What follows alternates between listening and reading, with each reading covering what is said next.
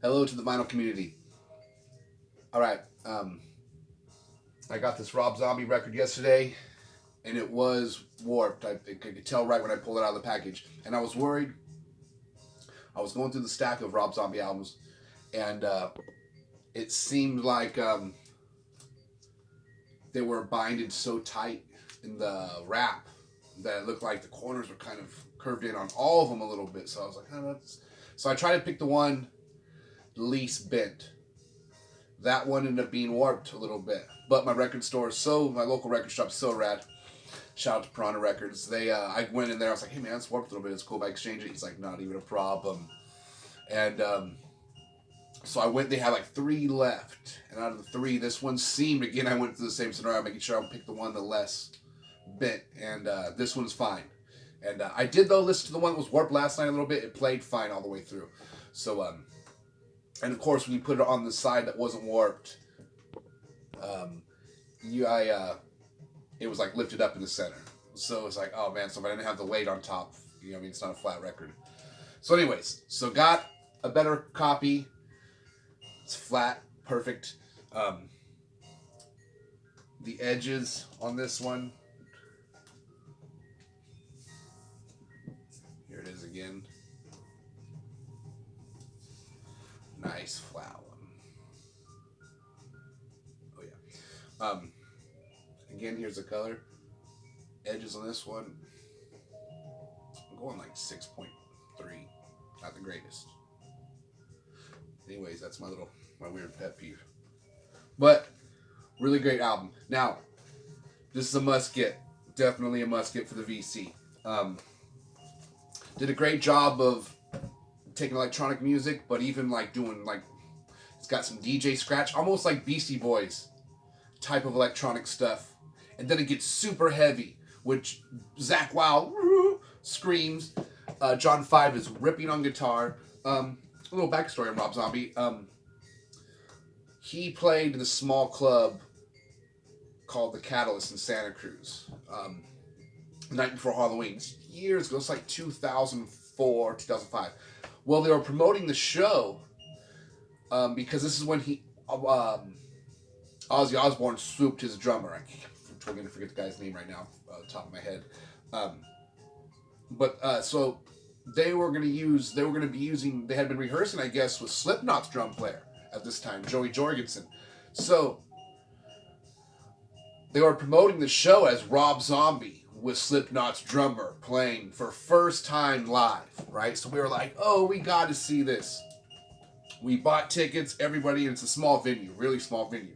For Rob Zombie, it's a small venue. For the if you're that's anybody who comes to the area, that's where they play, and it probably holds like 800 people. You know what I mean? It's just one of those long, narrow, empty halls, but it's got two balconies on each side, not a balcony all the way with the front. So it can hold a lot more than it looks for its size. It can hold a lot. Well, anyways, but most bands, if they come to the area, they'll play at San Jose, like at the San Jose Sharks Arena, because it's bigger. But anyways, he played the Catalyst, and I've seen Rob Zombie at the San Jose Sharks Arena before. Usually, so that night though they were promoting, like I said, Joey Jorgensen. Well, he got sick or stuck in Europe. Something happened where he couldn't make the show, and on short notice they hit up Gingerfish from Marilyn Manson, and the dude, like a day's notice. Maybe he had been rehearsing. Maybe he had been learning the songs in advance just in case. Maybe John Five's like telling him, "Hey, dude, we might need you just in case." Well, so I got to see the first show with Gingerfish, who's still in the band, who's on this record. So went a little off the little side story there, but anyways, and it was a great show. Got to talk with John Five and Piggy D and everything, and it was awesome. So, so this is definitely a must get. And then inside it comes with a big old booklet.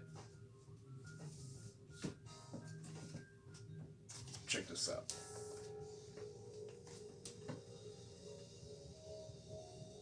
See if I can pull it out without.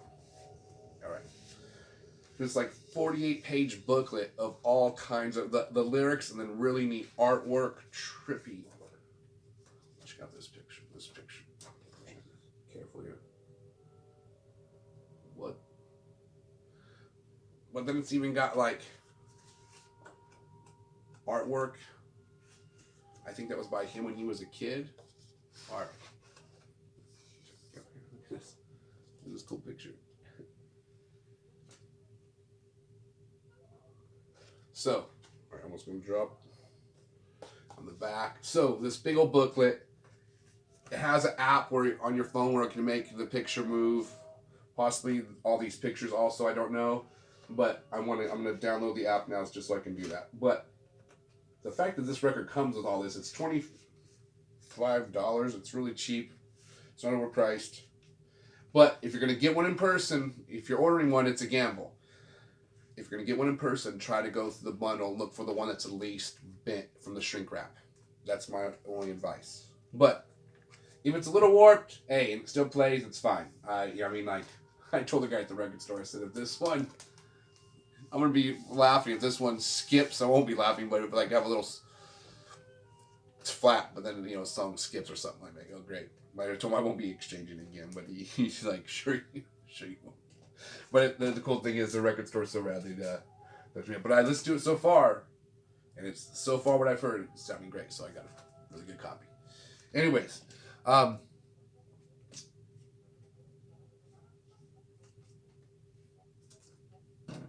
I'm going to show you a couple other albums I got. I'm trying to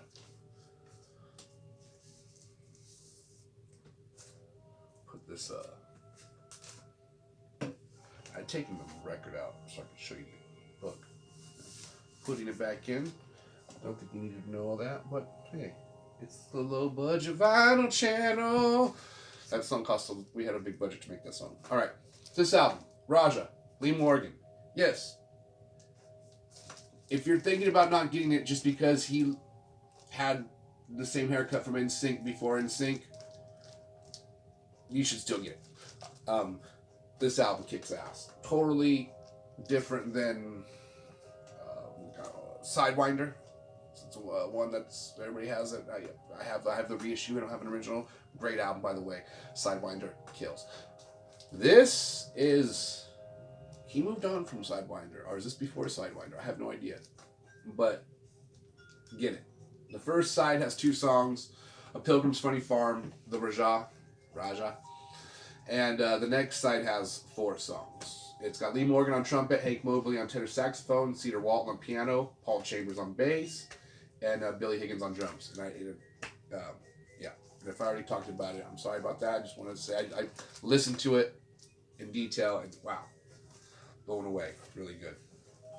And it's a tone poet, so you don't need to know. It's awesome. Even though I did get one tone poet that was warped, the Johnny Smith one, but it sounds great. So, all right. Anybody else watch a Tina Turner documentary? It is totally a must watch, in my opinion. Go watch it. It's awesome.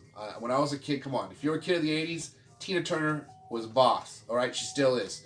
But I remember, what's love got to do with it? I remember even when I was a kid. I was like walking the street with her. You know what I mean? I was like, gosh, damn, she's just feeling it. You know what I mean? Now I'm feeling it. So, before the doc, now I bet her record's going to start going up in price because this damn documentary is that good that it, you know what I mean? But I found this, like, last year in the used section, new arrivals, $4. Mint condition. Mint condition. And, so I swooped it up. Come on. And I'm glad I did.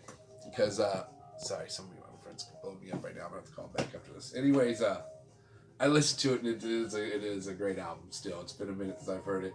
I played it last year when I got it. I thought, after watching the documentary, got a little inspired to hear some more Tina Turner.